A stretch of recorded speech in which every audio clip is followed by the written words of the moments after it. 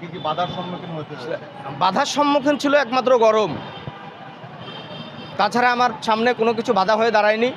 আমি চালাইতে চালাইতে যখন আমার সফরসঙ্গী সহ আমরা ক্লান্ত হয়ে গেছি, আমরা আসলে 10 কিলো 12 কিলোর উপরে একটানা সাইকেল চালাইতে পারিনি।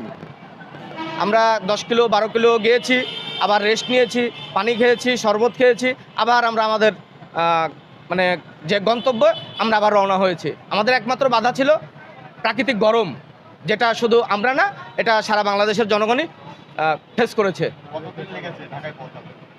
দিন বলতে শুক্রবারে বাদ জুম্মা 4টার দিকে, বাদ জুম্মার পরে খাওয়া দাওয়া করার পরে আমরা রওনা হয়েছি।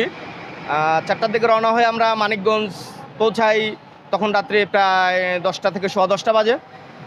মানিকগঞ্জ রাত্রি যাপন করি, আবার পরের দিন 10টা 10:30টার দিকে আমরা ওখান থেকে রওনা হই এবং রাস্তায় রেস্ট করতে করতে করতে করতে আমরা যখন ঢাকা গাবতলী এসে পৌঁছালাম, তখন মেবি 8টা কি 8:15 বাজে রাত্রি।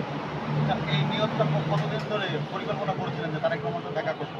না, এটা আসলে বেশি দিনের পরিকল্পনা না। এটা যখন বিএনপি সরকার গঠন করলো, তখন আস্তে আস্তে চুলদারি বড় হতে থাকলো, কারণ আমার প্রতিজ্ঞা তো শেষ। আমি তো আর নাড়া হব না। বিএনপি সরকার গঠন করলে আমি আর নাড়া হব না, এটাই তো প্রতিজ্ঞা ছিল। তো যেহেতু বিএনপি সরকার গঠন করে ফেলেছে, আমি আর নাড়া হব না। তখন মনে মনে একটা ইয়া করলাম যে যেহেতু মা নাই, তাহলে একটু ভাইয়ের সঙ্গে যদি সাক্ষাৎটা করতে পারি, তাহলে আমি হয়তো একটু শান্তি পাবো। যে কারণে আমি আর চুলদারি আসলে কিছু কাটি নাই। ওইভাবেই আস্তে আস্তে বড় হতে থাকলো। পারিবারিক সমস্যা, সামাজিক সমস্যা, বিভিন্নজন বিভিন্ন ধরনের কথা বলে, অনেক কিছু ফেস করতে হয়েছে। এমনকি যখন নানা ছিলাম ওই ফ্যাসিস্ট সরকার আমলে, তখন অনেকজন অনেক কথা বলেছে, ফারুক তোমার মাথায় আর চুল উঠবে না। আমি তখন হেসে তাকে উত্তর দিয়েছি, ভাইয়া মাথাটা আমার, চুল উঠলেও আমার, না উঠলেও আমার, অতএব আমার মাথা নিয়ে আপনাকে মাথা ব্যথা করতে হবে না। আচ্ছা, আপনি ন্যাড়া হওয়ার কারণটা কি? কারণে ন্যাড়া হয়েছিলেন আপনি?